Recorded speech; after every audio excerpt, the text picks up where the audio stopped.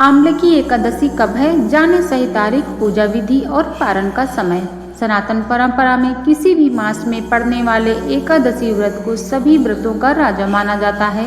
भगवान विष्णु की पूजा जप और तप के लिए समर्पित इस व्रत का महत्व तब और बढ़ जाता है जब यह फाल्गुन मास के शुक्ल पक्ष में पड़ता है और आमलकी एकादशी या फिर रंग भरी एकादशी के नाम से जाना जाता है। हिंदू मान्यता के अनुसार इस व्रत को करने से व्यक्ति के जीवन से जुड़े सभी दोष और दुख दूर होते हैं और उसे भगवान विष्णु की कृपा से सभी सुखों की प्राप्ति होती है। आइए जानते हैं कि श्री हरि से जुड़े इस एकादशी व्रत का आंवले के पेड़ से क्या जुड़ाव है। आमलकी एकादशी व्रत का सही तरीका, शुभ मुहूर्त और पूजा विधि आदि को आइए विस्तार से जानते हैं। आमलकी एकादशी व्रत का शुभ मुहूर्त पंचांग के अनुसार फाल्गुन मास के शुक्ल पक्ष की एकादशी 27 फरवरी 2026 दोपहर 12:33 से प्रारंभ होकर 27 फरवरी 2026 की रात्रि को 10:32 तक रहेगी। ऐसे में उदया तिथि को आधार मानते हुए 27 फरवरी 2026 शुक्रवार के दिन ही आमलकी एकादशी का व्रत रखा जाएगा। पंचांग के अनुसार आमलकी एकादशी व्रत का पारण अगले दिन 28 फरवरी 2026 शनिवार को प्रातःकाल 6:47 से 9:06 के बीच किया जा सकेगा। आमलकी एकादशी व्रत की पूजा विधि।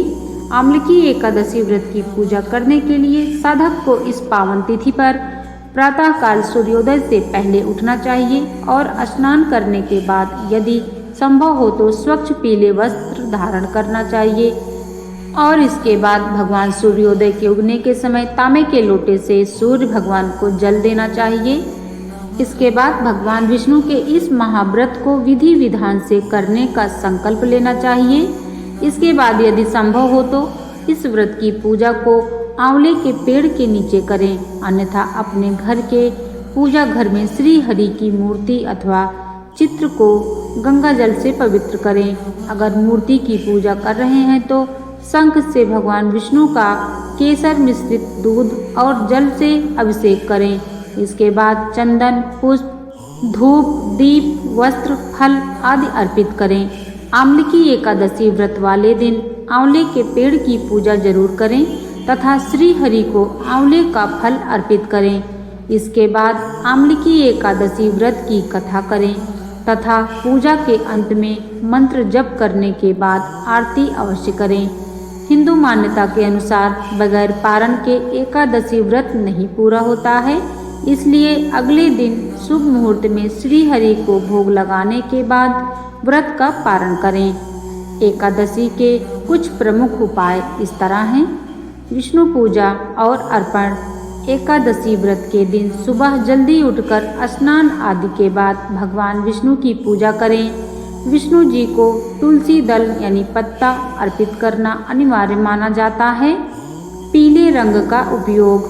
भगवान विष्णु को पीला रंग अत्यंत प्रिय है, इसलिए पूजा में पीले वस्त्र, पीले फूल और पीले मिठाई जैसे बेसन के लड्डू आदि अर्पित करें।